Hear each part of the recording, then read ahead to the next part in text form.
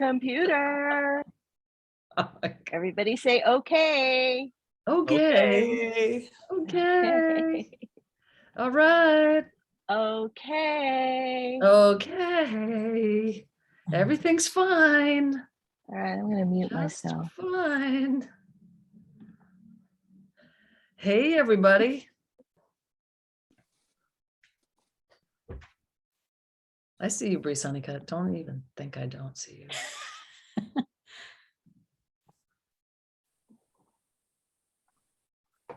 Yeah. All right. This is great. Let's see. Who do we? I'm just looking. I'm letting people in. Great. My mom is here. Hello, LED. LED is in the house. Looks good. Episode 98, Feedback Friday. Oh my God. And just pretend I'm not sitting in I'm not sitting in New York City on my bed. I swear to God, I'm not. When she pulls that louvered partition over, it looks like she's in a jail cell. I was trying to get a cool place. Yeah. Hold on. Incarcerated. Orange is the new black. And if you hear any leaf blowers going, that'll be on Zak's side. Yep, and I've got garbage truck due in about 4 or 5 minutes. Yeah. So we are set for the urban sound. Yeah, urban. All right, I see Dance Collective's here. Suzanne's here. Let's see who else is going to be. Where are the backup Oriole singers? dancers here. The Oriole dancer. Or as if you were Prince, like the Oriole dancer. All right, Darlene, Karen. They're all here. They are all. Did you see that Debbie Bamford's here? I don't know if she can hear us saying that, but Debbie Bamford's here. Hey. That's scary, isn't it? It feels. Are you still in Leeds? I am still in Leeds, but I've just written to Amy to say that I'm coming to New York in July. When? 4th to the 11th. Oh. My son has made the momentous decision to elope and get married in Central Park. Oh my goodness. Awesome. Not Windsor Castle. No. No, we're not quite that elite. That's fantastic. Congratulations. Thank you. And yes, somebody was just asking, and I just turned the chat off. Sorry, you guys, because we have to have Zach. But yeah, I've been here representing for Botanical Colors at a United Nations Climate Change and Circular Design Summit. So that's why I'm here. So cool. Yeah. Thank you, Amy, for being the ambassador. I'm the ambassador of color here in New York. All right, are we good? I think so. I can let people in. Zach is here. Weather's fine. Our internet's up. Okay, I know. And I already hit record. So. And I'm a little. My job is done here. Let's hope that everything goes well on my end with this song, because there were some weird challenges. Yeah, if it's a different song, just keep dancing, okay? If it's suddenly Liz Fair, just go with it. Bleep your ears. Bleep your ears, because it's not a song you want to hear. Okay, are you ready? Do we have this? Count us in, Amy. Here we go. Well, it's the end of the week. Now where you been? Well, now it's Feedback Friday, so come on in. Come sit down and stare at your screen.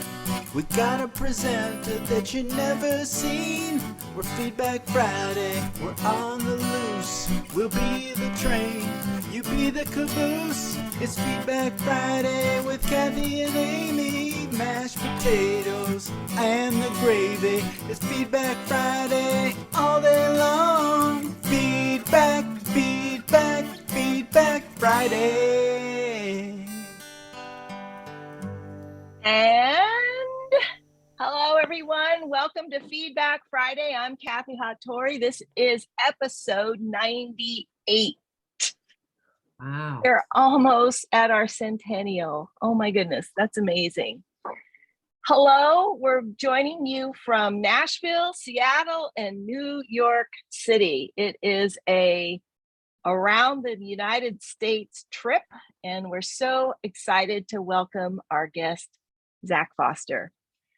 Feedback Fridays, our weekly show where we speak with dyers, artists, historians, activists, oh my God, who else? Artists, writers, and scholars about our favorite topic, which is natural dyeing in color. And of course, in this episode, we're also speaking to an amazing quilter.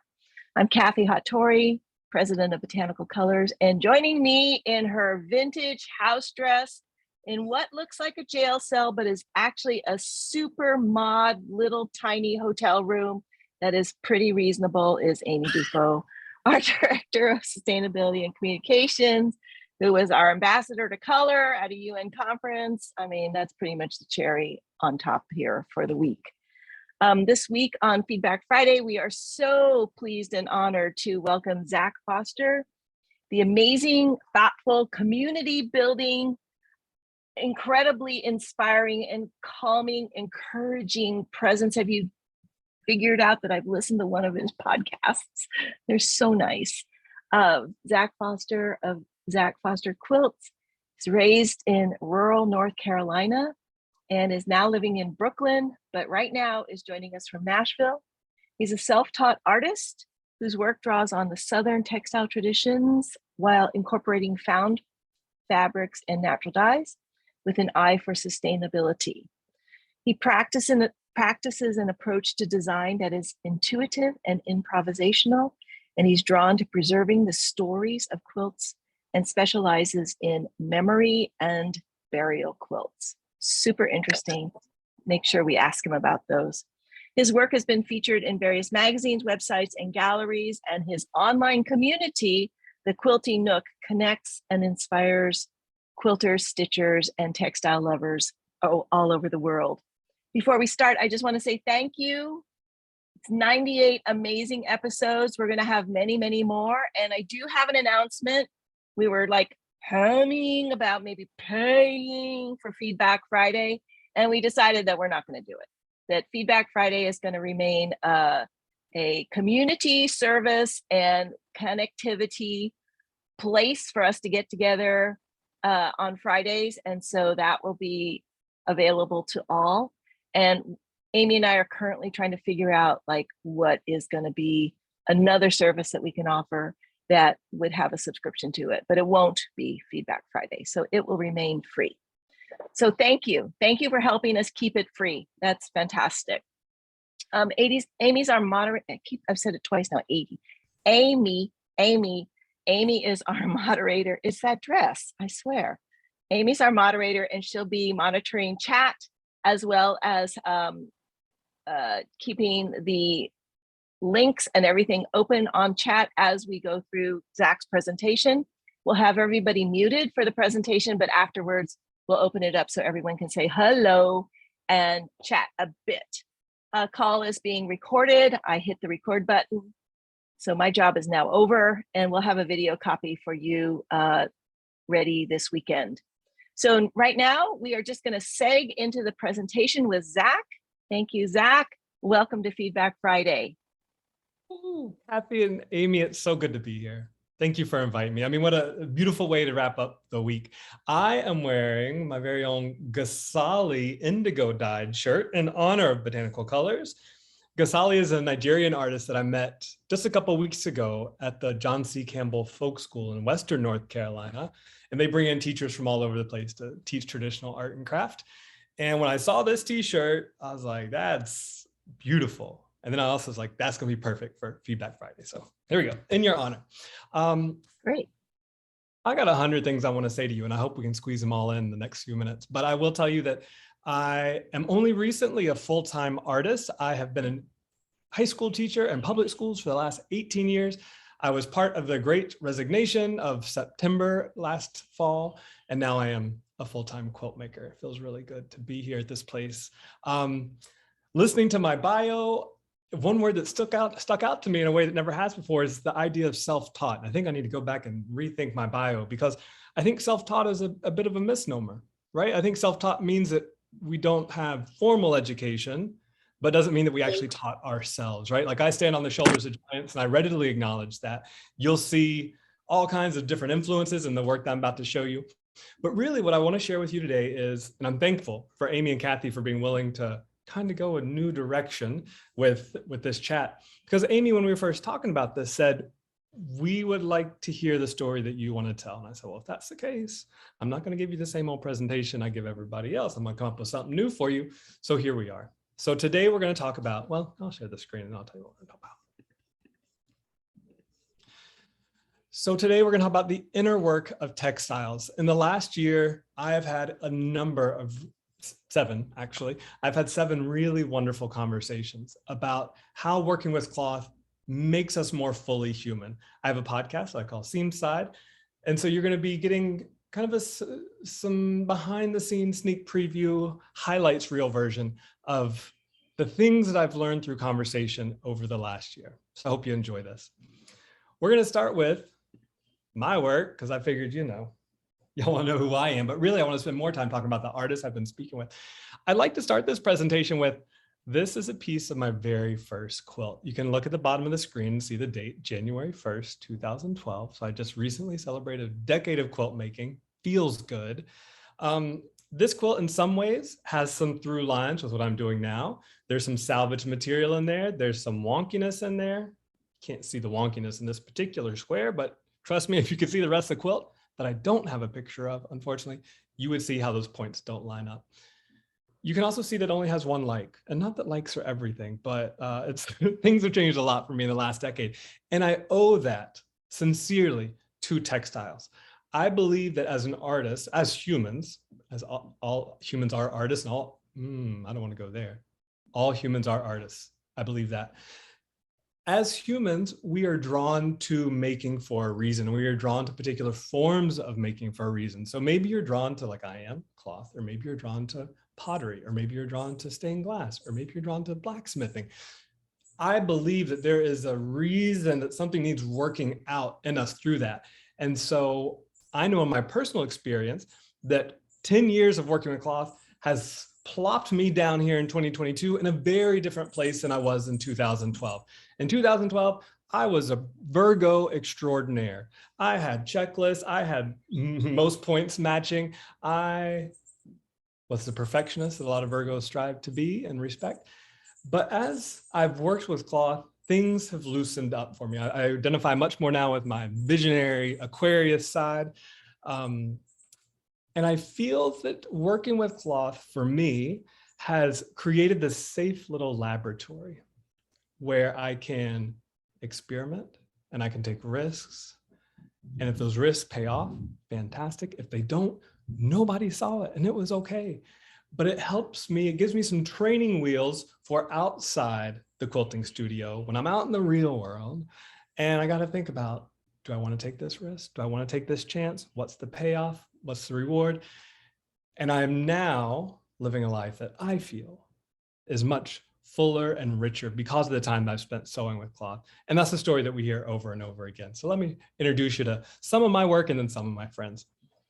And I'm just going to kind of fly through these just to give you a sense of what I'm putting out in the world. I got stories for all of these, but y'all aren't here to hear these stories quite yet. But this will give you a taste of what I do. In this mix are burial quilts, there are memory quilts, there are repurposed materials, salvage materials, there are normal old bed quilts, there are baby quilts, all kinds of things mixed in. Quilts, one of the things I love about quilting is it's such a flexible medium. This particular piece that we're pausing on was a travel quilt, so it was entirely hand sewn during a summer that I spent in the UK, working on a couple different farms. Small holdings, as they like to call them in the UK. And this picture I'm sharing with you is the back side of the patchwork. And this is a side that normally gets hidden away for all of history, all of the future, when you quilt a quilt together. Because quilt has 3 layers, the top, the batting, and the backing. And when you sew them all together, you no longer see what's in the middle. but it's the back of the patchwork that I so often love. And I call that the seam side. That's where you can see all the stitches and all the knots, and you can see all the seam allowances. You can see how a thing's made. And so that's why I call the podcast that I've been doing Seam Side, because we're trying to get underneath the surface and talk about how cloth has made us more human. So the first friend I'd like to introduce you to is Jess Bailey. She's an American quilter living in the UK currently in London. She just recently started quilting. She's a pandemic quilter and makes some really beautiful work with a lot of natural dyes, as you see here. She's probably best known for her presence on Instagram, which is Public Library Quilts, a nod to keeping information open and accessible and for free to everybody. And she's written this book, Many Hands Make a Quilt, Short Stories of Radical Quilting. She told me when I heard her tell a story about the last Indigenous queen of Hawaii, I was like, I gotta talk to Jess. So we did. In this clip that I'm about to share with you now, she talks about the idea of soft power, which is a talking point that comes up a lot when we're talking about fabric and the meaning it has for us. But soft doesn't quite resonate with her. So listen to this short clip. It's about 30 seconds long, and then I'll offer some reflections. And Amy and Kathy, if you wanted to chime in with anything that strikes you or not, you'd be welcome to. When I think of my quilts, I think there's like so much, especially around like women working with textiles, you know, people talking about softness and political soft power and these sorts of things. And I realized recently, as I was sort of turning that word softness over and over in my mouth, I was thinking, I don't like that word. That word doesn't work for me. And I was thinking, you know what word does work for me? Sturdiness. My quilts aren't soft. My quilts are sturdy. They are really enduring. That's something different that quilts give. And I love this idea of sturdiness. It stuck with me, that something doesn't have to be hard to be durable, right? When we think of durable and sturdiness, we often think of metal and stone, but we also know that cloth can last for generations, well loved, well treated. Now, it can also last much shorter than that. And it makes me think of the sculptor Anne Truitt. And if you've never read her day book, her collection of journal entries, highly recommend it to any artist. But in her book, day book, she talks about a time when someone says, Anne, why do you work only in wood? She makes these big columns about human height out of wood and paints them. She says, why do you work in wood? You don't work in glass or metal or stone. She says, and I'm paraphrasing, that she works in wood because it lasts about as long as she does. And I personally, that resonates with me in quilting, right? Because if you're using a quilt and you're using it every day, you're wrapping up in it, it's gonna last a lifetime, more or less, and then it'll be done. We're, as quilters, as people who work with textiles sustainably, we're not amassing mounds of material that'll be on the planet for a long time. But that doesn't mean it's not sturdy. So Amy and Kathy, I don't know if you had any thoughts on that you'd like to share. Yes, totally, Zach. I think also the idea that we treasure the things that are tattered, that are left behind.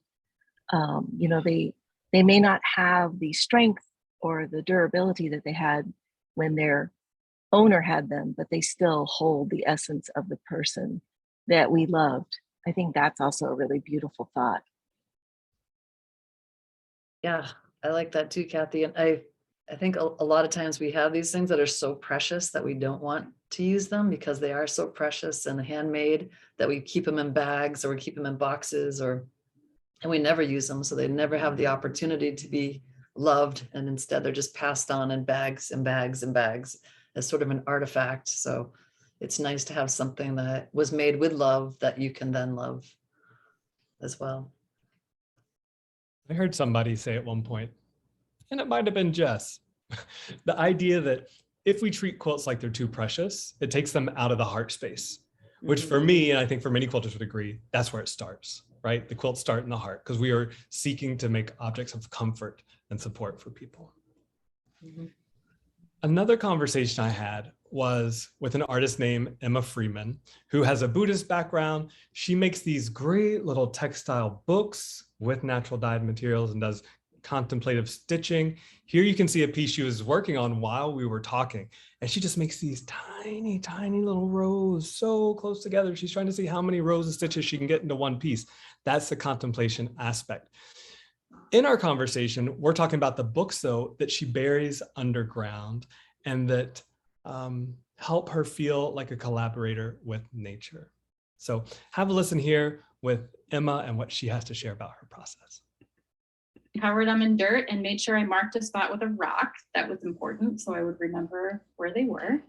And then while they were down there, it was really wonderful. I found that I was like, my curiosity really opened. Like, I wondered what was going on down there, what creatures were crawling across it, was rain seeping down through the pages. And it really felt also like this invitation to let go and like collaborate with the earth as a creator, so it wasn't just me creating this thing anymore. There was something about that I really loved. And then on the 30th day, she goes back out the woods. It's raining that day. She walks out there barefoot and she digs this thing up, and she sees that after she kind of washes off some of the dirt, that little holes had been eaten and stains were left. And she felt, as she often does, that she is working with nature. Like she said, it's almost this three-part relationship. It's not a human making a thing. It is a human in collaboration with nature, in collaboration with cloth. It's kind of this three-part relationship that happens for her. And that's something that has shifted. She talks a lot later in our conversation about how before she started working with cloth, she often felt very pressured and very much like in the center, the spotlight of her own life.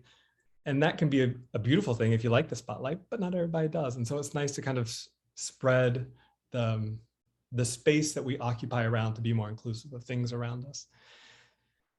And one of the things that I find myself thinking about after this conversation with Emma is, what if more people viewed their relationship with the others around them in this way? What would happen if we adjusted the scale of our relationship to the earth, make it a little more right size, make it a little more appropriate, make it 1 in almost 7 billion as opposed to king or queen of our own castle? And Emma, one thing she shares too is that it's really helped her work on releasing the need for ultimate control, because while something's buried underground, you're just left to wonder. You're just left to ponder what's happening. You can't do anything about it except in the experiment. And so that for her has been really liberating. Kathy, Amy, anything there? Oh, sure. So this dialogue with nature is super interesting, because I think a lot of times we go out and do our forest bathing, we're basically out in the trees and we are experiencing, and it's all channeling through us. So this idea of it all being kind of egocentric to us. But the fact that she took kind of like this gift and handed it to whatever was going to be where she buried it, and then waited and then had a reveal, that's really fascinating to me, that she took that time and also had like this just innate trust in the process. That's fascinating.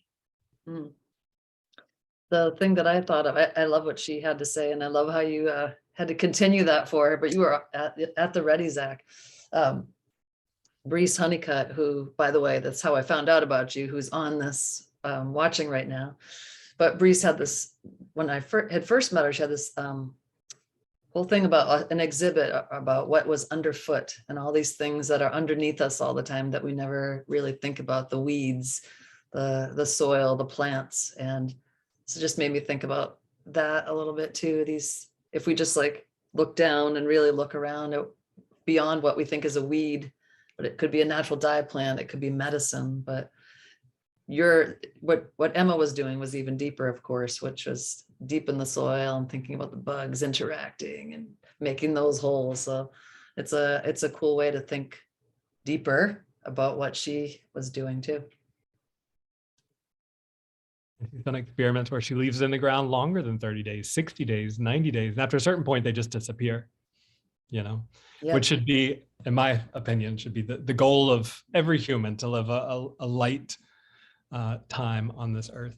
And I think too, that one of the things that really strikes me about Emma's work is that I personally tend to think of making and creating in terms of kind of self-empowerment, that these skills allow me to do things, to make things.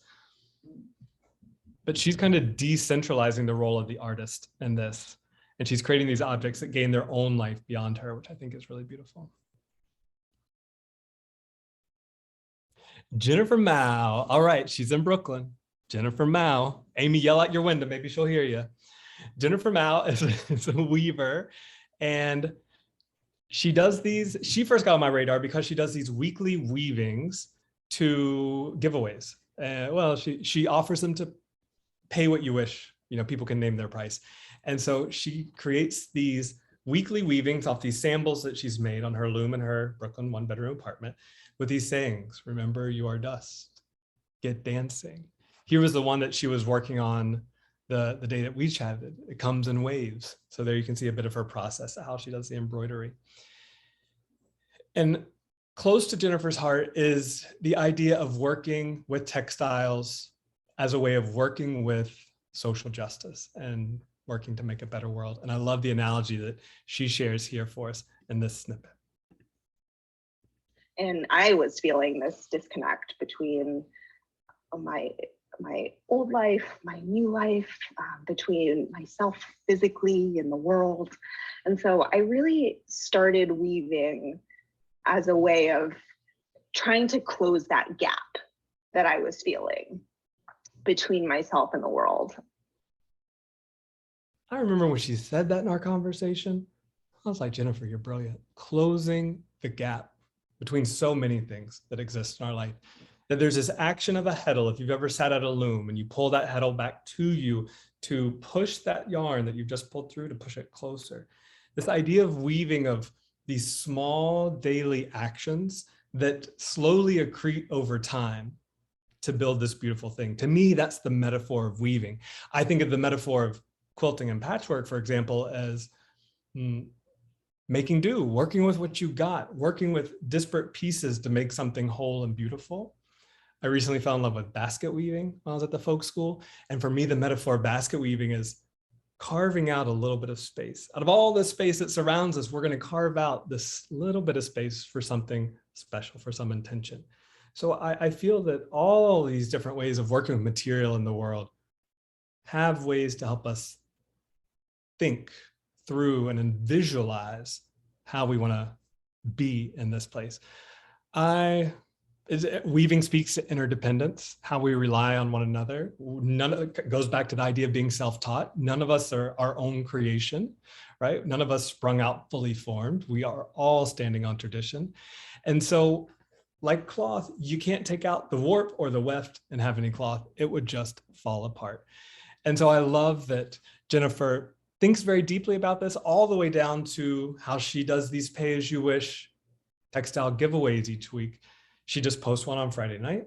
She says, name your price, tell me why this piece speaks to you. And then somebody gets it. And sometimes it goes for much lower than she would hope. Sometimes it goes for much higher than she would hope. Sometimes it's right on the money. But I like that she invites people to think about the value of art, the value of work, the value of inspiration, because I think that's what people are responding to when they read these messages that she embroiders. What is the value of that for you? And asking people to translate that into money is a funny thing, but one that in a world where we're so used to just like going to a store and picking up an object and seeing the price tag, we don't think about prices that much in terms of value. But when you're asked to name your own for a piece of work, it causes you to pause just a little bit. Since this conversation with Jennifer, I think of ways that we can close the gaps in our own lives and our communities. I think it could start with meeting your neighbors, saying hi when they're going down the street. You can do sewing circles. I love doing sewing circles, teaching people how to do those, the fundamental hand sewing techniques. Have a quilting bee. I had a quilting bee recently. And y'all, there's some magic that happens when you're sitting real close together around a quilting frame and everybody's got their face, 12 inches from the fabric. There's an intimacy and a bond that's formed in that space people just open up. It's magic. Stories start flowing. Maybe you want to make a quilt for Social Justice Sewing Academy. They make quilts for people who are victims of gun violence and victims of police violence. And so maybe that would be something that's interesting to you. And then also, I think when we think about closing the gaps in our own lives, it is an ongoing and continual work for each of us to think about how we participate in various systems, whether or not we know those systems exist. One that just came to my attention very recently is I was living in a town where, right around the folk school, beautiful mountain town, who wouldn't want to live in this beautiful mountain town? But all the home sales that were going up were going to people's second vacation homes, third vacation homes, things that they could finance through Airbnb. And this was creating a situation where the people that live in this community and need to live there to work couldn't find affordable housing. They were actually having to leave the job that they had to move farther out of town, to take a job they didn't want, just because there was no place to live. And so, is there anything wrong with one person having a vacation home? Absolutely not. Is there anything wrong with Airbnb? Absolutely not. But there is a system. And when all of these things add up, just like the thread in Jennifer's weaving, when all of these things add on top of each other, it can create compound situations. So thinking about the roles that we play and the threads that we're weaving in our own society can be a helpful thing to reflect on. And I'll pause there.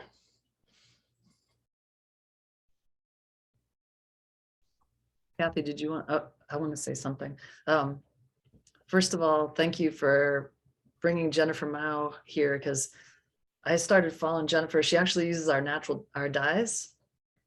And so she tags us all the time. So I always get to see what her newest post is. And we've definitely featured her in our newsletter before, but, and she should totally come on and do a Feedback Friday to talk about this. But you know, kind of creating these communities or bonding people, getting people together. I mean, I'm going to toot our horn here. I mean, like, that's what Feedback Friday has actually been about. We're gathering people in a space so you feel safe. It's your community. There's lots of angles or viewpoints on that community, and you can all feel comfortable, and at any level you can come into this. But I've loved how Jennifer has done that too. And I've wondered often, Zach, about like, what do people actually offer her for those? That'd be interesting to know. Like, maybe you know, like, what was the range of pricing that did she mention that at all in the podcast? Not in the podcast, because she prefers to keep that behind the scenes. Yeah. Okay. Yeah. Yeah. But Jennifer's a wonderful conversationalist. I think you'd really enjoy a chat with her. Yeah, really enjoy her work. Mm-hmm. We'll carry on. Okay. Victoria Guertenbach. God bless Victoria Guertenbach. She lives in Lancaster County, Pennsylvania, and which is Amish country for those that don't know. So there's these big, beautiful barns all over the place, and she is deeply inspired. She has found and nurtured this connection with these old buildings. Here you can see some of her sketchbooks, where she is taking the barns that she sees, sketching them into something that could be a larger quilt pattern. Here's some side-by-sides that she put together recently that I really loved, showing those direct connections between the barns of her home and the pieces that she's making.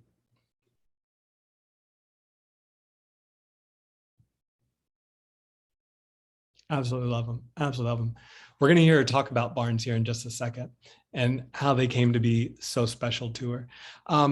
This particular clip is a pinch longer. I think it's about 1.5 minutes. So sit tight. It's worth it. Victoria is such a good storyteller, and there was no way I could cut any of it out. You got to hear every second of it. So here we go. And so as we'd be traveling around, going to here to there, my husband would be driving and I'd be sitting in the passenger seat, just staring out the window, looking at all the barns, and the barns are all around. I'd always thought they were beautiful, but now I'm looking at them and I felt like they could feel my sadness and I could feel their sadness. There was something about these big old barns, especially the ones that are in states of disrepair, that felt broken and they felt lonely. And that's how I felt. I felt broken and lonely. And over a period of a few months, I just started to have this rapport with them. They soothed me and they comforted me and they made me feel not alone. And I know that's strange because it's a inanimate object, but that's how they made me feel. And I started to think about how many years they were here. There used to be a beautiful barn we would go to on state game lands behind where we live. And it was built in the 1700s. Unfortunately, they tore it down. And just how old they were and that they were still standing and the stories that they held. I thought about the people that lived there at one time and the children that they raised and the work that they did. And I thought about the births that these farms saw and the deaths that they saw and war and marriage and love and everything. So when I looked at these worn and weathered barns that were so old and still standing and had so many stories in them, they made me look at life completely different. And so what I was feeling now wasn't something to run from, it was something to embrace. My own brokenness was something to embrace. My own sadness, my own hopes and dreams and fears, all of it was life. That's what these barns taught me. And then I started to look at them more visually, and I started to notice their shapes and their lines and their textures and their colors. And I saw quilts. And all of a sudden, everywhere I looked, from the rolling farm fields that had just been plowed and the lines in them to, you know, these open black windows on a white barn and the shapes of the doors. And oh my gosh, my mind just exploded with quilts everywhere, quilts. So Victoria's story is one that probably resonates with a lot of us at some point in our lives, this idea that that we do have those moments where we feel broken or we feel lonely, to use Victoria's words, but there are ways to connect back to our humanity. And for her, she did that through barns, which I realize is not fabric, but it is still material. And something about being in that space of a barn, which is one of our last handcrafted spaces in the world, right? Because we're buying our homes prefab for the most part these days. Barns, carved, sawed by hand, and being in those spaces for her was instrumental in connecting her back to herself and to her own creativity. And from then on out, she's been like a barn evangelist, and I love that about her.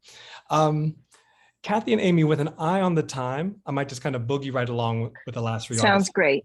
Okay, because I do want to give time for people to ask questions and have comments. Now, Beverly Smith has become a dear friend. We've had phone calls since this conversation. We just chat. She lives in Charlotte, North Carolina, so not too far from where I'm at now. She does she combines portraiture with her quilts. Here you can see one called Shaping My Own Identity. Here you can see one called Uppity, the blacker the berry. The first line, the second part of that line would be the sweeter the juice. And here is a gun she made that is on a armature that spins around. And what I love about Beverly's story, and this one's a little bit tough. This is a little bit tough, but I hope you trust me at this point that we've been together enough, for 39 minutes that we're going to get to someplace beautiful. She's telling a story about her sister Evangeline, who died on her birthday when she was just a little girl, and how through the years, since her childhood, young adulthood, and now adulthood, through the years, she has been steeping herself in family history research, going back generations, and she's noticing patterns. She talks about finding Evangelines all throughout her history, her sister being the Evangeline. And so I want you to listen to how Beverly talks about her personal and family history and how that inspires the work that she's doing today. So here we go. This is the last of the long ones. This is another 2-minute clip. And I start finding these Evangelines going all the way back that I never knew of. And they're starting to take place on this canvas that I'm drawing, like I'm getting ready for this series. And sometimes I feel that I just can't get away from this subject matter, but during the emancipation, during the 1860s, 63, when the first slaves were freed, they started looking for their relatives. Now, when I was coming up and I was learning that history and I would see images, it was just like we were just meandering, didn't know what to do. Now that the master has set us free, what do we do? But in actuality, the enslaved, the freed slaves now, they're looking for their ancestors all over the place. They are documenting letters placed in newspapers, locally as well as nationally, looking for their people. And I feel like this is what's beckoning me. It won't let me go. It still has me searching for these ancestors. Some of them I never know. My family's never mentioned. And going back as far as the early 1700s, they're manifesting themselves through my drawings. And this is kind of where my artwork is. Looking for their people. Like those words just, I can't shake them. She's making a connection to the emancipated slaves here in the United States who had been separated from their loved ones, trying to reconnect. And she looks at her own artwork much the same way of trying to reestablish familial ties that were broken a long time ago. And you can see that when you look at those portraits of all those young girls in her quilts. To her, often feel like her sister Evangeline. And I think the part of the story, part of Beverly's story that really stays with me is this idea that we often have this deep-seated impulse to create something. And if we can listen to that little voice that propels us, it will get us to where we need to be. For me, it's been improv quilting. I listen to that little voice tell me what to do with the fabrics, and it's helping me kind of undo some kinks and some knots that I'd accrued over the last 4 decades on this planet. And for somebody's moving furniture in the hallway. And for Beverly, listening to that voice means listening to the voice of the ancestors and trying to connect with a sister that's no longer here on the physical plane. She is, Beverly, a ball of joy. And I'd recommend any of these conversations, but definitely the one with Beverly. Michael Sylvan Thompson is another Brooklyn artist. So Amy, look out your window. You may see Sylvan walking down the street. He is a longtime member of Gays Against Guns and is an activist and uses textiles in his work. I first crossed paths with Sylvan when the Met Gala before the most recent one, we both had a piece walk down the white carpet there. I had helped dress A$AP Rocky, who walked down the carpet with Rihanna, and he helped dress Jordan Roth. He had a much larger role in his piece than I had in mine, but that's how we crossed paths. And so Sylvan makes these garments each year, annual memorial garments to remember lives lost to victims of gun violence. 44,000 people in the United States die each year. A large part of those are to suicide, but also in the home and also mass shootings. Here's one of the jackets that he wears. It doesn't look like it's, here we go. Here's a close-up of a jacket that he wears quite a bit in actions, in protests, in marches that he does.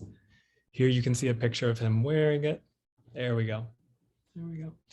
And Sylvan gets to the point of how we can use cloth to focus our mind, focus our energies, focus our anxiety, and to turn it into something that can be beautiful and meaningful, like you see here. He talks quite a bit about how he was inspired by this particular artist. Her name was Agnes Richter, and she was German, put into a mental institution in the late 1800s, I believe it was 1895.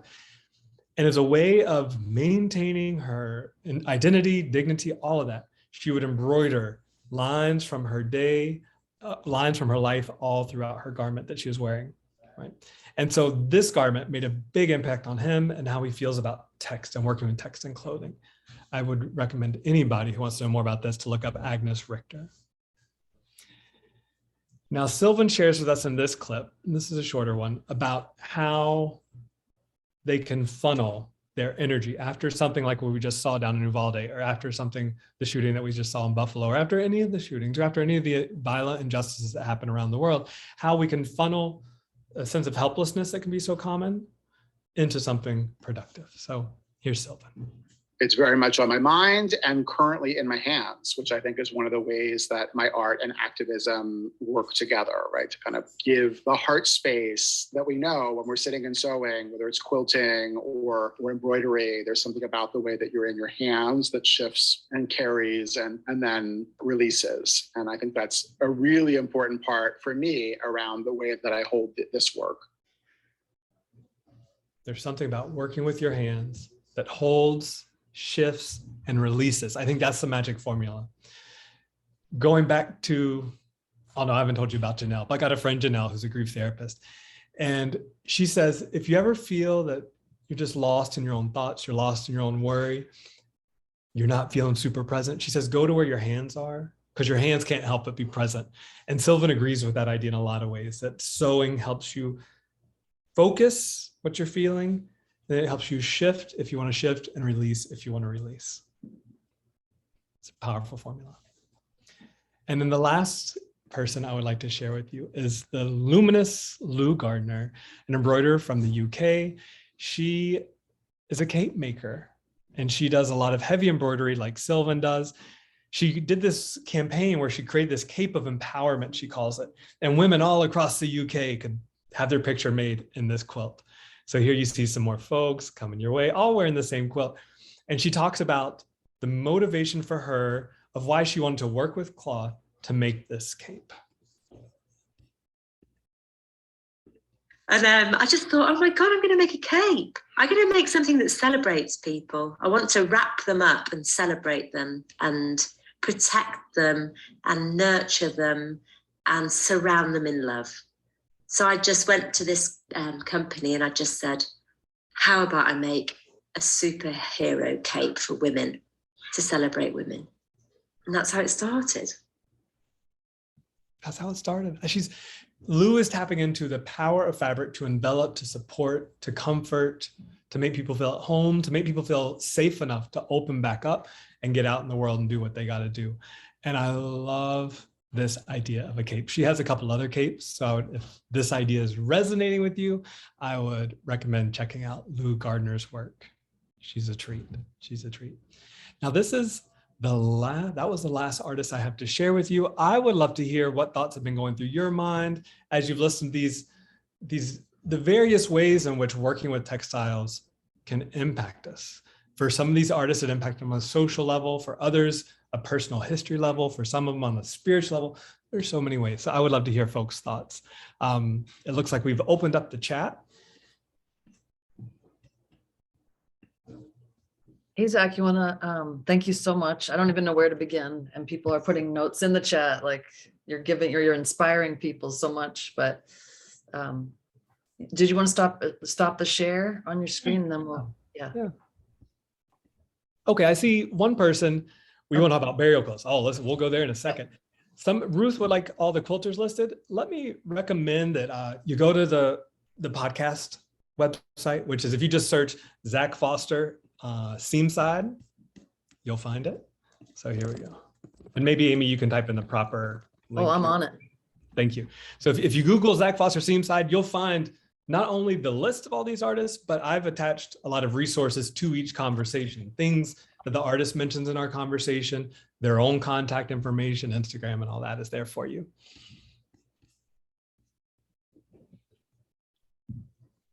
Would you like us to comment out loud or just in the chat?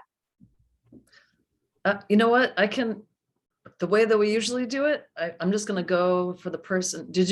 So we start at the top usually, Zach.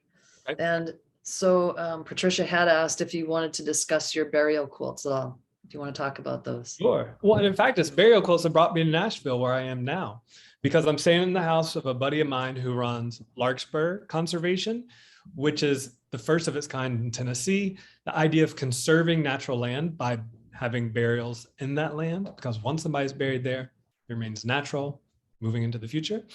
And so it's a two-part project, right? Conserving land and natural burial. And so it seemed natural for us to team up because I make these burial quilts. And it's the idea that burial quilts are not something that's commissioned upon dying. You know, it takes too long to make a quilt. So my vision for burial quilts is that if it's an idea that resonates with you, you go ahead and you get it. You have that quilt in your life, for hopefully years and years and years. You're living in it, you're sleeping in it, you're wrapping up in it, you're touching it, you're telling it stories. I have my burial quilt already made, and it sits folded up in the corner of my bedroom, and I'll walk by and I'll just kind of pat it or tap it. And I find personally that it's really grounding for the day, right? It just reminds you that we're never promised tomorrow. And so I'm very thankful for that. And it also feels that, I don't know what's going to happen between today and the last day, but I feel like I kind of have this companion of sorts along the road between that and the end of my own mortality. And that brings me a degree of comfort. Come the last day, the idea is to use a quilt in lieu of a casket, right? So you'd wrap the body up in a quilt, stick it in the ground, and let all these borrowed materials, these aren't mine, they're just on loan, let all these borrowed materials go back to the system, the kingdom that has sustained it all these years. So I'll be doing, if you follow me on Instagram, the reason I'm here is because I teamed up with this guy to do a photo shoot. And so I'll be sharing a lot of stuff in the coming week about burial quilts. So if that's something you're interested in, find me on Instagram. And your Instagram is in where you guys RSVP'd to come here. His Instagram's there, the podcast is there, everything's there. It will be there again in the video, but let's see. So I'm going to edit this one down. Michelle says, I'm on for reaching out to the community, especially reaching out to the survivors in communities of gun violence, weaving a scarf, sewing a quilt, etc. Is there a national organization that can connect us to such a group? Or maybe consider making your own. That's what she's asking too. Yeah. So the two that pop in my mind, of course, are Gays Against Guns that Sylvan's a part of. Another one is Social Justice Sewing Academy. A lot of artists have worked through there, Social Justice Sewing Academy. A third one, I don't know, but Moms Against Gun Violence, I bet would have some resources for you too. And there's probably some others. If you know of any others, feel free to put them in the chat. Okay, I'm just going through all the Zak Foster love here.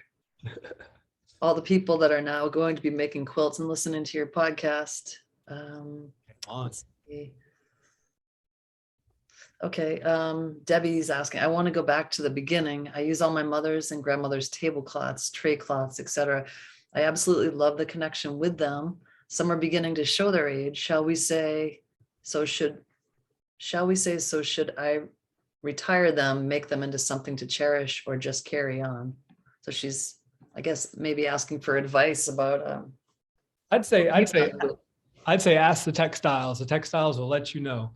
There's something that, back to Kathy's point about tatters, right? That like textiles accrue a certain patina through their use, right? Accrue energy and accrue some kind of a life force. So as long as that's a beautiful thing to you, then game on, keep using it. If it begins to fall into disuse because it's too ratty and tattered to use, well, then that seems to me a good time to think about reshaping it somehow. Okay.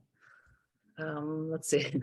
Like I cut to the whole beginning and people are, because you can read it later, but yeah, much people love you right now. Can you share a little about your improv quilt making process? Sure, yeah. So when I first started quilting, I always had a plan, Virgo. Then I saw you're probably familiar with the Quilts of Gee's Bend, the quilters of Gee's Bend, Alabama, who in the spirit of making do, because it's when you're poor, that's all you got. You're going to work with what you got. You can't always go buy that perfect fabric to do that perfect thing.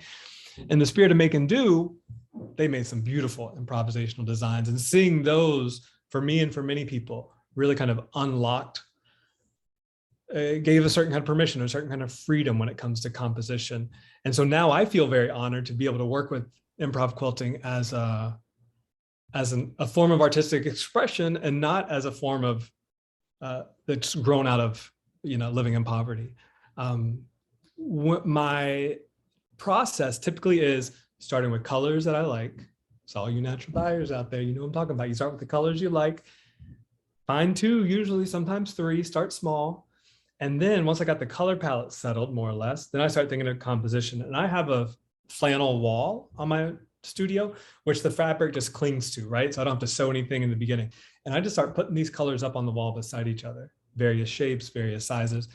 And what I'm looking for is what Anne Truitt, I really love that artist, what Anne Truitt calls a spontaneous rise in my being. That's how she knew she was seeing good art. She felt a spontaneous rise in her being. And when I feel that spontaneous rise, I try to somehow replicate that to create some kind of motif or some kind of rhythm in my quilts. It's different every time. My quilts can look fairly different one to the next, but they almost all have that sense of responding to what's happening in front and then seeing where that goes. I just realized there's a bus down here, so apologies for anything you're about to hear. Oops. Ellery was just saying, I like the idea of replacing self-taught with community taught. There's so much inspiration, collaboration, influence, small tips passed along with subtlety and humility while learning anything new. I think creating those, and this is me saying, I think it's, creating these communities that everybody can feel, yeah, like you don't need a degree for it. You can get like street cred by just the idea of just doing. Zach, do you feel like that it's a generational thing, like self-taught versus community, not self-taught, but like going to school to learn versus being taught by a community? I don't know if it's a generational thing. I would say that it's a cultural thing. Cultural or cultural thing, yeah. Mm-hmm. I would share my personal experience, which is when I first started putting my work out there, I was very uncomfortable with calling myself an artist because I didn't go to art school, and I felt like one has to go to art school to call oneself an artist. But I remember very clearly during 2016 when the civil war in Syria broke out, and we saw day after day these images, this endless stream of grandmothers, grandfathers, grandchildren, mothers, fathers, everybody walking on foot out of their homelands. And I just didn't know what to do with that inside. And so I just went to fabric and I started sewing and I made a quilt, and the quilt's a whole nother story. But I'm telling you this because for me in that moment, I realized that I was an artist. And my definition of an artist, working definition, is that an artist is someone who takes their questions to materials. I take my questions to fabric. Other people might take their questions to glass or ceramics or whatnot, but I take my questions to textiles, to materials. And so ever since I had that definition in mind, I felt very comfortable calling myself an artist. And if that definition works for you, game on, feel free to use it.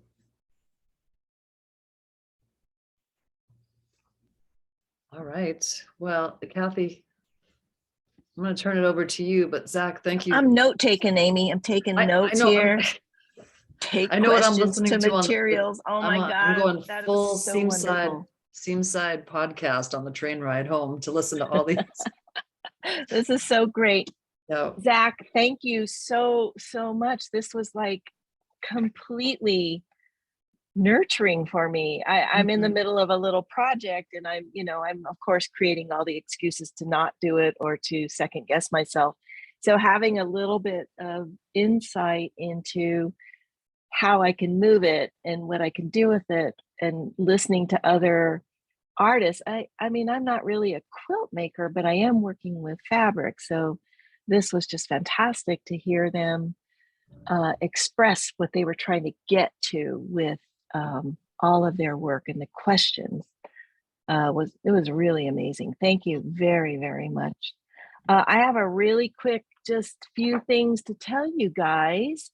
For those of you who've been really interested in the Kala cotton, but just haven't been able to make the leap to purchase a little bit, this is a beautiful cotton for either dyeing or doing any type of stitch work, quilting. It's all hand spun, all hand woven, and it comes from a generic cotton that is actually only irrigated with rainfall. So it's not something that's part of like a huge agricultural business, and it's indigenous to India, a desert part of India, and we have some in stock from our friends at 1111.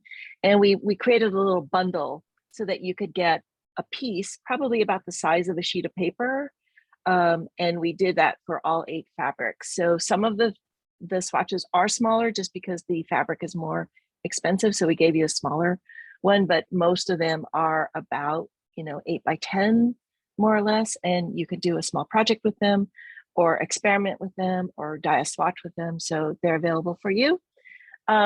We also have our indigo, our most popular indigo configurations are now all in bundles, and those all are 20% less expensive than if you were to buy each piece individually. So check those out. And we've got a couple of dyes on sale, as well as I just wanted to give some last minute pitches to Cape Cod is happening at the end of this month. June 27th and 28th are the workshops with Sasha Durr, and Amy every day comes up with a new iteration of what we're going to go forage, what we're going to go find, where we're going to go visit. So it's going to be a pretty interesting whirlwind visit to Cape Cod. Join us if you can. And next week, we're really pleased to welcome Abu Bakar Fofana, who will be joining us from his studio in Mali, and we'll be able to visit and see his enormous fermented indigo dye pots, as well as he's going to go through some of the new fabrics that he's having developed that he's going to bring to Seattle in July for the kimono workshop. So if you've been interested in signing up for that, definitely sign up. We are opening it to scholarships, so we could offer some, because we had such a great response to our Die Hard t-shirt program, that we were able to do some fundraising and get a little bit more money for scholarships. So go ahead and sign up for those, and we'll see you next week. Zach, go ahead and unmute everybody and say hello, hello, and goodbye. And Zach, thank you again. It was truly a pleasure. Thank you, Zach. Thank you. Thank you. Thank you, my Amy. Thank you.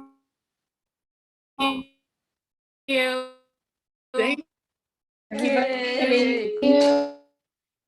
Yay! Fantastic. Thank you. I wonder if Amy's still with us. We're having. Thank you, guys. Yeah, it was Thank wonderful. you. I hear Leslie. Am I here? There you are. I don't know. I look like I'm here. Well, I'm barely I love the way here. you're influenced by other- I'm here, but I just want to say again, thank you, Breeze Honeycutt, because I see you're here. And Zach's still here. And I just read that Breeze got to work with and Truett for 8 years. Breeze, that's incredible.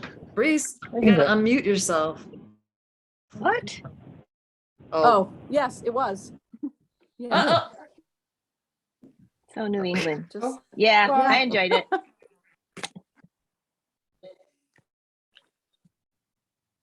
Yeah. We can talk Hi, about Amy. that later. It was good. I will She connect. taught me a I will lot. connect you guys. Can you? Yeah. I'm going to connect Zach and Breeze. So you have to. All right, good. Yeah. I want to hear more about that. Yeah. That sounds good. Okay. All right. I'm going to go grab a train out of this Get out of there. wacky All city. right. All right. Getting out. We're losing Wish internet you- anyway. Wish you were here. I'm going to get a wheelbarrow of dirt. Go get some All dirt. right. It's the best thing you could do. All right. All Thank right, you so much. guys. Thank you. Thanks, Thank Debbie. you. Good to see you. Can I have some help? Bye. Thank you. Bye. Bye. Safe travels. Bye. Bye, Amy. Bye, Zach. Bye, everybody. Bye-bye. Thank you. Kathy, bye, Amy. Bye, guys.